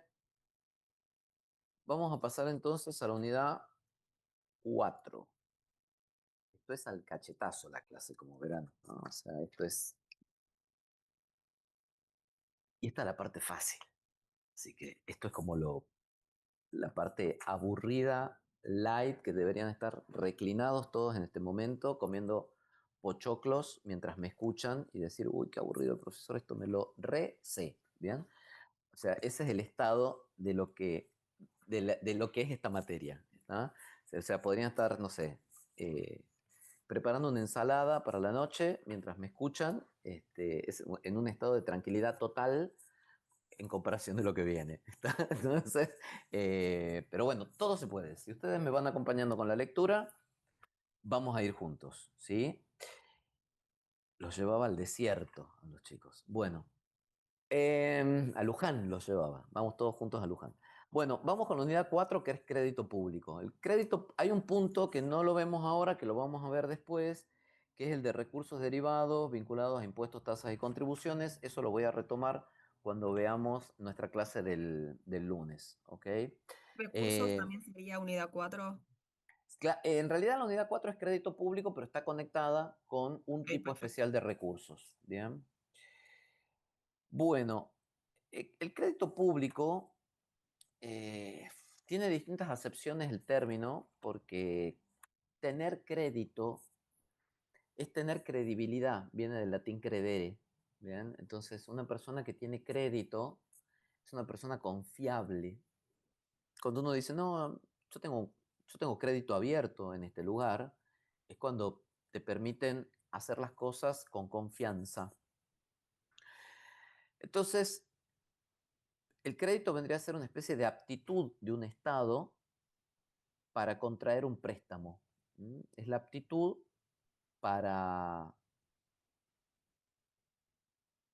para, para tomar un préstamo, que ahora vamos a ver cómo se conceptualiza. Palabras, ¿cómo es? Que ahora bajó a 400, no me sale el nombre, El riesgo país. ¿Eh? ¿El El riesgo país? Exactamente. Bueno, eso está exactamente, Pablo, vinculado con esto, ¿no? El riesgo país, de alguna manera, es un reflejo de la...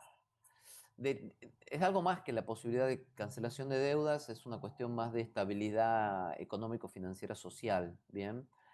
Donde también se ve el mayor o menor credibilidad del Estado es después en los intereses que vos tenés que pagar cuando tomás un préstamo, ¿sí? A medida que vos sos más... a ver, uno diría, uy, el mejor persona a quien prestarle dinero es la persona que paga seguro. No, olvídense. El mejor cliente es el que no va a pagar. Ese es ideal, ¿está? Los bancos no les gusta, por ejemplo, la gente que paga el 100% de la tarjeta. Si ustedes pagan el 100% de la tarjeta, son de cuarta, son lo peor para el banco, ¿está? Porque el banco funciona con la gente que no paga. Porque la gente que no paga, paga el mínimo y bicicletea la tarjeta, ¿está? Y ahí el banco gana con los intereses de la tarjeta. Si ustedes pagan al día, son un clavo para el banco, ¿está? O sea, con lo único que gana el banco es con el uso de postnet del vendedor, pero a ustedes no le puede sacar un mango más, ¿bien? Eh, el banco gana cuando ustedes no pagan y los prestamistas ganan cuando los estados van a default. Entonces, los estados, los prestamistas, los banqueros internacionales, le siguen prestando y le van a seguir prestando a la Argentina eternamente porque aspiran a que Argentina no pueda pagar. Entonces, como no puede pagar, después cobran igual, obviamente con transferencia de jurisdicción al extranjero. Ninguna persona coherente le va a prestar a la Argentina con jurisdicción en Argentina para que un juez desvelado diga, no, porque la soberanía nacional, este crédito no se va a pagar. No, a mí no. ¿Tá? Entonces, ¿vos querés que yo te preste plata? Yo encantadísimo te presto plata, pero esto se va a decidir en la Corte de Londres. Esto se va a decidir en la Corte de Nueva York. Uy, qué malo que sos. No lo tomes al préstamo. Yo no soy malo. Yo estoy protegiendo mis intereses. Uy, pero qué malo que sos. Me hacen prórroga de jurisdicción. Los buitres. Yo te obligo a tomar el préstamo. Yo te ofrezco la plata. El tema es que si te ofrezco la plata, no voy a quedar sometido a tus tribunales nacionales, que así como dicen blanco, dicen negro, o a la Corte Suprema, que hoy son 3 miembros de 5, y después hasta hace 2 años querían que sea 24 miembros, uno por cada provincia, y dentro de 3 años van a querer que sea 7, 8, 18, 21. Yo, empresa internacional, prestamista, me voy a someter a ustedes que no saben ni cuántos miembros quieren tener su corte. No, ¿está? Vamos a Londres. Uy, qué malo que sos, pero bueno, dame igual el préstamo. ¿Se entiende? Bien. Entonces, vamos de vuelta. El préstamo, ¿qué es un empréstito o préstamo? Es el acto por medio del cual, el acto concreto, por medio del cual se efectiviza la operación. Es el acto de concreción de la operación de préstamo. ¿Qué es deuda pública? La consecuencia. O sea, una vez que está hecho el préstamo, la consecuencia es la deuda. ¿Qué naturaleza tiene? Si quieren comentar algo, no sé, hablan, dicen, ya saben, o sea, estamos, ¿sí? Estamos todos en el living de la casa, tranquilo, tomando café, ¿bien? Habilitemos asistencia. 10 minutos, son y media, hasta las y 40, vamos poniendo el apellido, ¿sí? Hasta me anoto, y 40, corta. Solo con el apellido estamos fantásticos.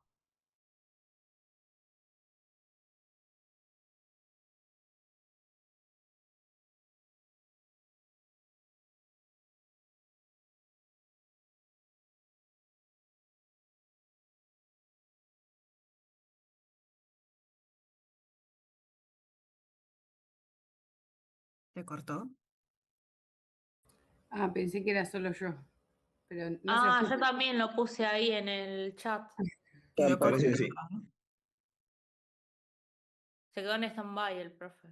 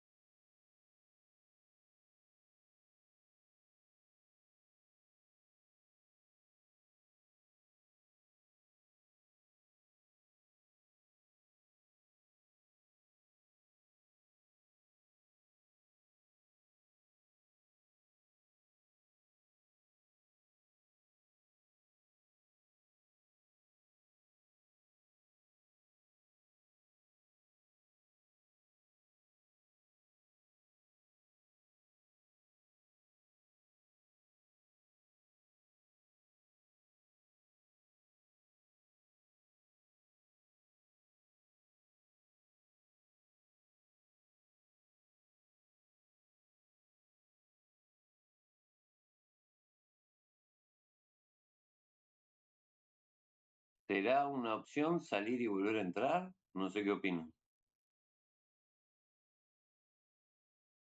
Y sí.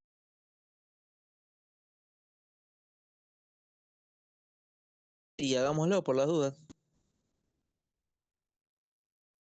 El único tema es que no le van a quedar todos los apellidos. Ojo con eso, estemos todos atentos a eso. Y de última le pedimos que habilite de nuevo el chat y listo, lo ponemos de nuevo. Perfecto. Salgo entonces, me vuelvo a meter. Salimos todos y listo. Así lo hacemos. Ok.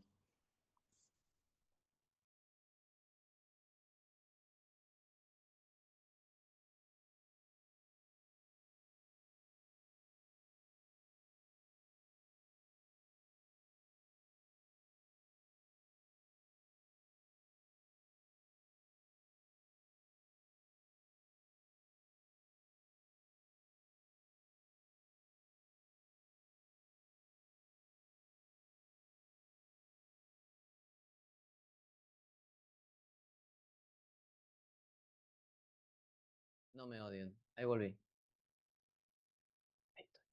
Ahí estoy. No, salimos todos y nos volvimos a meter para ver si usted por ahí no cerraba el Meet por una Sí, cuestión que no llegaba y salimos sí, todos Ahí y está. vamos de ahí volver a Volvimos a estamos. entrar. Perfecto, muy bien. Sí, no sé qué es lo que pasó. Sí, perfecto. Bueno, vamos a seguir, vamos a seguir. Perdón, no sé qué le pasa a la máquina. Ustedes saben que hay un solo cable de internet que llega a la Argentina, ¿no? El cable llega por las toninas, ¿sí? Si están ahí en la computadora, después cuando están al vicio, pongan cables submarinos de internet y van a ver todos los cables que llegan al mundo y acá llega un hilito chiquitito que entra por las toninas. Es el único cable de internet que nos conecta con el mundo. Se corta ese cable submarino, quedamos ñoqui del mundo, ¿ok? Así que ojalá larga vida al cable de las toninas, ¿bien? Lo mío debe haber sido otra cosa, pero bueno, es así, la tecnología, la maldad inanimada de las cosas. Bueno, seguimos. Gracias por conectarse, chiquis, gracias. Hay dos tipos de crédito público. El crédito público va a depender un poco de la forma de tomar. Tomar significa el motivo por el cual alguien le entrega dinero al Estado. Una modalidad es una modalidad compulsiva, ¿sí? En donde el Estado técnicamente te quita los fondos. En este caso, la modalidad, ¿sí? suele, suele implicar, digamos, es la forma que se denomina obligatoria. En este caso, suele implicar una detracción de dinero de una cuenta bancaria, como pasó en el año 83, si no me equivoco, con el plan Bonex, en donde los tenedores de dólares que tenían bancarizado dólares, un día se despertaron a la mañana y descubrieron que el Estado le había manoteado las cajas de ahorro en dólares y se había quedado con el dinero. Como contrapartida, el Estado le entregaba un título de deuda y con ese título de deuda el particular podía llegar a reclamar la devolución del capital más intereses. Pero el problema es que la devolución del capital se dio en el marco de un proceso de hiperinflación, con lo cual no te alcanza ni para pagar el colectivo para ir a reclamar la devolución del capital. Entonces, técnicamente, cuando ese tipo de crédito público se hace de forma compulsiva, de forma forzada, las condiciones de devolución del capital son muy malas. Entonces, técnicamente implica casi una licuación del capital original. Y obviamente los intereses tampoco no ayudan porque o son muy bajos o están licuados por un proceso inflacionario. ¿Me van siguiendo?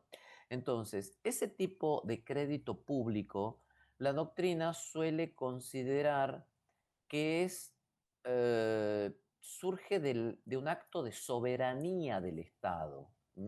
Porque en definitiva, así como el Estado te impone un tributo, también te puede imponer una quita compulsiva de recursos que vos tenés acumulados. Bien. Entonces, ahí se entiende que sea un acto de soberanía estatal. Si no es ese supuesto, el forzoso, el compulsivo, generalmente termina siendo un negocio. Entonces, si ustedes quieren vender algo, más allá de poner el gatito ese que trae así al cliente, ustedes tienen que estimular al otro que les ponga la plata, ¿bien? ¿Y cómo lo estimulan? Básicamente prometiendo cosas, es lo mismo que uno hace con las parejas, ¿no? Para atraer al otro uno promete, ¿no? Miente, ¿sí? Dice cosas. Entonces el Estado también te dice cosas. ¿Y qué te dice? Te voy a devolver el capital seguro, en un determinado plazo, te lo voy a devolver con intereses muy buenos, superiores a la inflación, entonces para vos va a ser un negocio, o puede agregarle otras cositas, como por ejemplo, mirá, si vos tenés este dinero guardado, vas a pagar bienes personales. Si vos me compras un título, en 3 años vas a tener este dinero más intereses, pero durante 3 años, que es el tiempo que vos vas a tener el título, no hace falta que lo declares en bienes personales, porque está exento de declaración en bienes personales. ¿Y eso qué te va a generar? Que pagues menos impuestos. O sea, no solamente es un negocio para vos por los intereses, sino que te ahorras pago de impuestos. ¿Se entiende esto? En algunos casos vienen con cláusulas de indexación, es decir, que no solamente tienen intereses, sino que van por encima de los intereses, eso es lo que se llama indexar, o por ejemplo, tiene ciertos privilegios como la inembargabilidad. Entonces, si vos tenés algunos juicios dando vuelta y a lo mejor tenés un par de abogados que te quieren embargar los bienes, te pueden embargar las cuentas bancarias, te pueden embargar el dinero. Si vos compras estos títulos, a lo mejor por ley, estos títulos son inembargables, como si fuese un bien de familia, una casa que es un bien de familia, y en consecuencia vos los protegés, los dejas para tus hijos, ¿sí? Quedan como inembargables y son una serie de beneficios. Sobre todo esos beneficios se dan cuando quien te va a prestar la plata somos nosotros, somos ciudadanos, somos pequeños ahorristas que tienen un manguito, ¿bien? Como les decía recién, un obrero que cobra una indemnización no da para poner un negocio grande, no es fácil poner un negocio, es un riesgo, y si lo pones en esto, el riesgo es reducido, pero tiene que ser atractivo, ¿sí? Hay una alea siempre de que a lo mejor salga una ley de emergencia, bien, uno nunca sabe, nunca pasó, bueno, siempre pasa, pero bueno, es una, digamos, eso también uno lo va orejeando la carta como en el truco y va viendo que no es lo mismo un empréstito a 10 años o a 15 años o a 20 años que un préstamo a 3. ¿Estamos de acuerdo? Entonces eso vas orejeando la carta. Voy a decir, ¿cuánto le queda a este gobierno? 2 años o 3 años, no me voy a meter en un préstamo a 10. ¿Sí? Entonces, eso. En el caso de que el prestamista de dinero sea una entidad financiera extranjera, bueno, ahí en realidad las pautas las ponen ellos. ¿Está? No es que vos salís a vender un título y haces atractiva la operación. Los que ponen las pautas para prestarte el dinero son las entidades financieras extranjeras. Y te dicen, te voy a prestar dinero, pero me tenés que pagar tal tasa de interés. Vos decís, no, es mucho, ándate a otro. ¿Entienden? Es lo mismo que la gente que hoy en día está endeudada y ya no puede sacar préstamo en un banco, porque en el banco ya lo están esperando con una Intaca. Entonces se va a hablar con el cacho, de acá de la vuelta, del kiosco, 2 cuadras. Ese te presta plata. ¿Sí? Entonces, golpeás, ¿viste? Porque no hay ni un cartel afuera, y hablas con el cacho y el cacho te presta plata. Vos al cacho no le vas a ir a decir cómo va a ser su negocio de préstamo. ¿Está? El cacho te va a dar su contrato invisible, ¿sí? Y te va a decir cuáles son las condiciones del préstamo. O te va a hacer firmar los pagar en blanco, o te va a poner en claro ¿qué pasa si no pagas a término? ¿Se entiende? Tipo con la selección de Ecuador, ¿bien? Entonces, más o menos así pasa con Argentina cuando va a pedir un préstamo en el extranjero, ¿bien? Entonces, no es que uno le va a ofrecer, no, el otro pone las cláusulas y te dice, mira, esta tasa de interés es de tanto, la forma de pago es tanto, necesito una garantía de tanto, va a haber una prórroga de jurisdicción en caso de litigio a tal país, ¿bien? ¿Lo aceptás o lo tomás? O no, lo tomás o lo rechazás, ¿bien?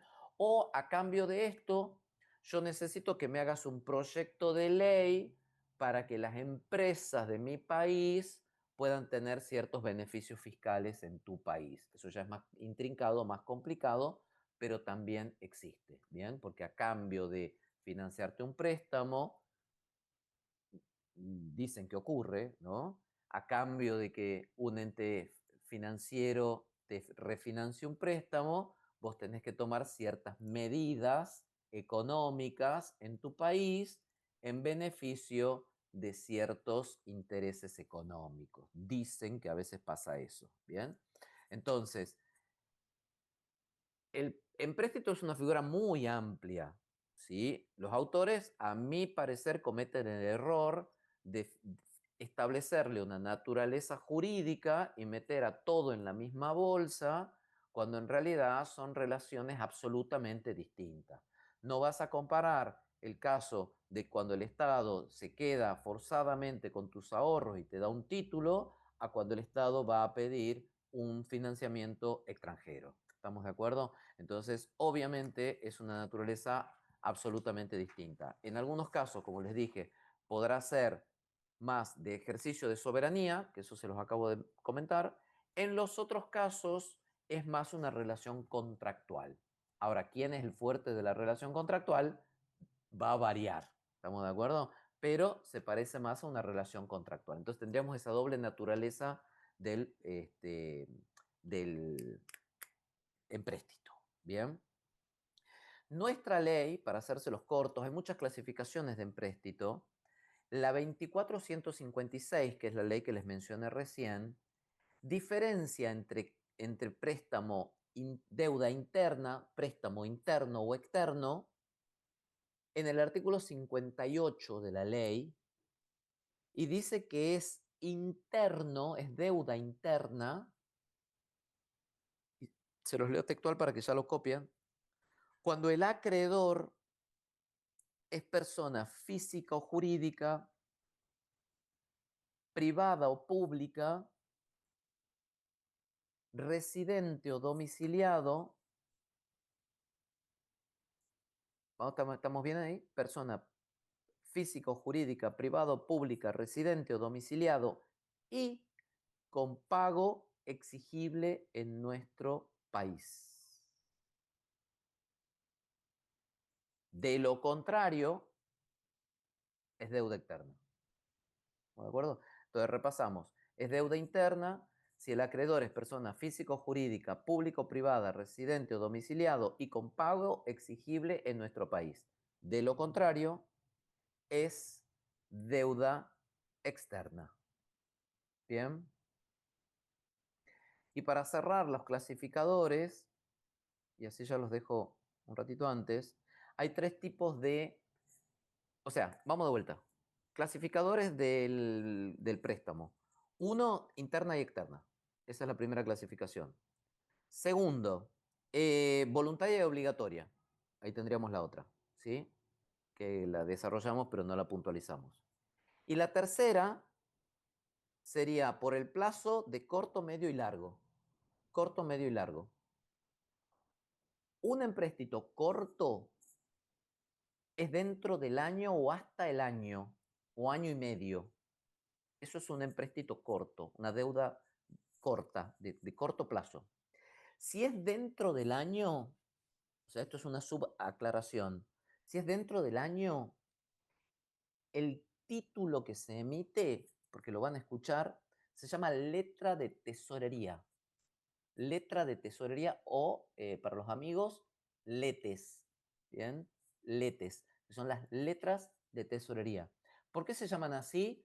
Porque se rescatan en el año. Se pagan en el ejercicio financiero. ¿Tá? Entonces a veces ni siquiera están en el presupuesto, porque como el presupuesto se hizo el año pasado y esto salió en marzo de este año y se rescata en noviembre. Entonces acá no pasó nada. ¿Tá? Esto fue una cosita de un par de meses. Entonces eso es un alete, porque ni siquiera está previsto en el presupuesto, porque se rescata en el mismo ejercicio. ¿Sí? Mediano, 5 a 6 años, y largo, aproximadamente 10, 15. Bien. ¿Estamos ahí? La semana que viene vamos a ver un poquito, porque me va a llevar tiempo y si no voy a quedar cortado ahora, lo que es cómo se suscribe, cómo se toma deuda y cómo se cancela la deuda, ¿sí? Y después vamos a empezar a repasar esta clasificación, bueno, y los otros temas que quedan. Empezaríamos con la unidad 5, que ya es la segunda parte. ¿Estamos de acuerdo? ¿Bien? ¿Dudas? ¿Estamos bien? Sí, señor. Genial. Chicos, buen fin de semana largo. Tendría que decirles que estudien todo el Que fin de estuve. semana. Y eso sí, tengo la Sí. obligación, tengo acá el libreto, se los tengo que decir. Pero bueno, la vida también es una sola, pero también la cursada es una sola, ¿ok? Así que aprovechen, así no los sorprende la materia. Traten de hacer las dos cosas, ¿ok? Descansen y lean, no sé cómo, es el problema de ustedes. ¿Estamos? ¿Listo? Gracias, buen fin de Nos Gracias, vemos. Gracias, profe. Chao. gracias, Hasta profe. luego. Adiós. Chao, gracias, profe.